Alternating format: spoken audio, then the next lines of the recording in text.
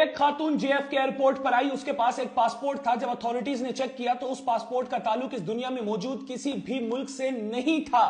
क्या वो खातून किसी दूसरी दुनिया से आई थी? जब उस खातून को एक कमरे में बिठाया गया तो कुछ ही देर बाद वो खातून वहां से गायब हो गई। जो पासपोर्ट उस खातून के पास मौजूद था वो इतना ऑथेंटिक था कि उस पासपोर्ट में चिप भी लगी हुई थी। नाजरीन, इस तरह की एक आर्टिफिशियल इंटेलिजेंस के जरिए से वीडियो बनाई गई, सोशल मीडिया पर अपलोड कर दी गई और लोग उसको सच समझने लगे, जबकि ऐसी कोई खातून जेएफके एयरपोर्ट पर नहीं आई। इस वीडियो को आर्टिफिशियल इंटेलिजेंस के जरिए से बनाया गया था। हकीकत क्या है? ऐसा हुआ जरूर था। हुआ था जापान में 1954 में। एक गोरा शख्स जापान के एयरपोर्ट पर आता है 1954 में। उसके पास एक पासपोर्ट होता है। अथॉरिटीज जब चेक करती हैं उस शख्स को तो पता चलता है कि जो पासपोर्ट इस शख्स के पास मौजूद है वो पासपोर्ट तो इस दुनिया में मौजूद किसी भी मुल्क का नहीं है। तो अथॉरिटीज उसके सामने नक्शा रखती हैं और उसको कहा जाता है कि तुम्हारा मुल्क कौन सा है उस पर उंगली रखो। नाजरीन, इस शख्स की जानिब से स्पेन और फ्रांस के दरमियान एक जगह पर उंगली रखी जाती है और यह कहा जाता है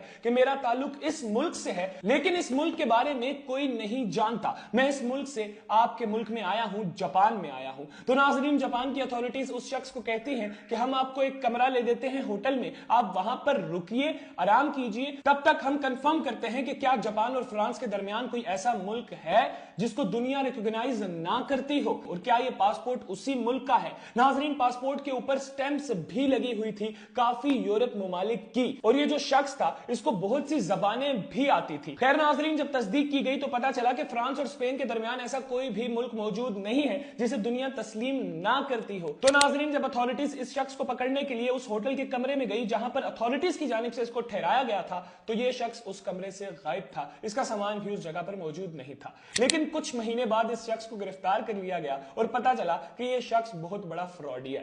तो ये जो स्टोरी सोशल मीडिया पर गर्दिश कर रही है खातून की, इस स्टोरी को आर्टिफिशियल इंटेलिजेंस के जरिए से बनाया गया है। असल वाकया इस तरह का पेश आया जरूर था 1954 में, जब एक गोरा शख्स फ्रॉड के चक्कर में जापान के एयरपोर्ट पर पहुंचा था और उसने बोला कि जी स्पेन और फ्रांस के दरमियान एक मुल्क है जिसके बारे में दुनिया नहीं जानती, मेरा ताल्लुक उधर से है। तो जब जापान की अथॉरिटीज ने अपनी कंफर्मेशन की तो उनको पता चला कि जी स्पेन और फ्रांस के दरमियान तो कोई ऐसा मुल्क ही नहीं है जिसको दुनिया ना मानती हो।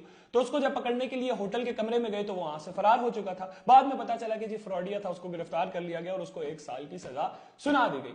तो सोशल मीडिया पर चलने वाली चीजों के ऊपर यकीन ना ही किया करें तो अच्छी बात है। इसके साथ ही मुझे दीजिए इजाजत। अल्लाह हाफिज।